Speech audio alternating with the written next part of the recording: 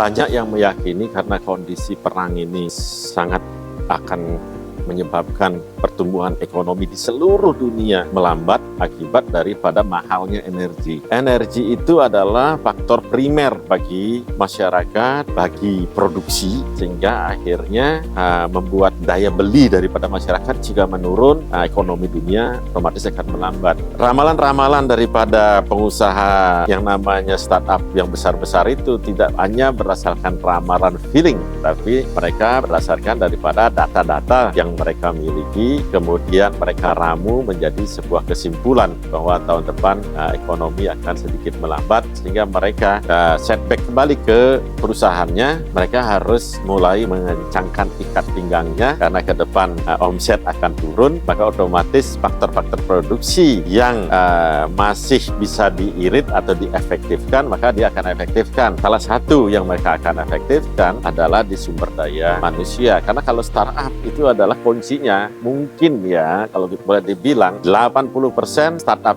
itu adalah sumber daya manusia yang menjadi bannya, karena mereka kan jualannya angin. Jadi yang membuat anginnya itu atau yang membuat startupnya itu adalah manusianya sendiri, jadi sumber daya manusianya. Sehingga ini yang mungkin perlu diefisien dan efektifkan, termasuk juga nanti di Indonesia. Teman-teman mungkin yang startup baru akan naik gitu startupnya, karena mungkin ada hal-hal baru, penemuan baru yang menyebabkan efektif dan efisiennya manusia atau perusahaan berkembang. Di tahun 2023 ini akan menarik, bahkan mereka akan bagus. Tapi kalau yang biasa-biasa saja, yang kemarin-kemarin ini perlu waspada sedikit di 2023 ini. Nah, omset akan menurun karena ada pelambatan perekonomian dunia.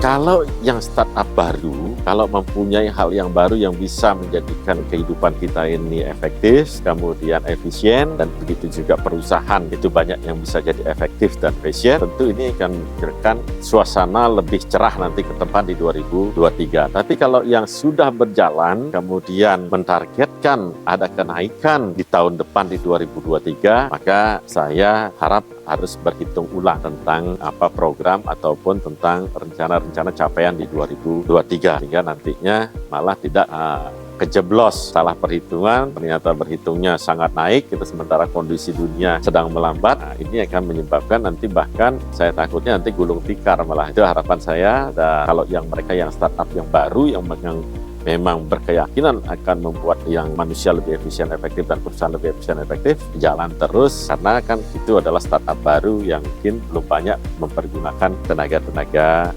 profesionalnya. Kalau ke depan itu yang mempunyai inovasi yang menyebabkan efisien dan efektif bagi manusia dan perusahaan, jalan terus. Tapi yang sudah berjalan dan tentunya inovasi dan kreativitasnya sudah berjalan duluan, maka hati-hati terhadap rencana pengembangan di tahun 2023, karena kita masih menghadapi resesi energi, kemungkinan juga resesi pangan, kemungkinan juga itu perang Ukraine dengan Rusia yang mempengaruhi seluruh dunia ini masih tetap berjalan, sehingga ini menyebabkan pelambatan ekonomi. Maka saya minta untuk hitung ulang lah rencana-rencana tersebut dengan asumsi-asumsi kondisi yang sangat akan terjadi di Indonesia.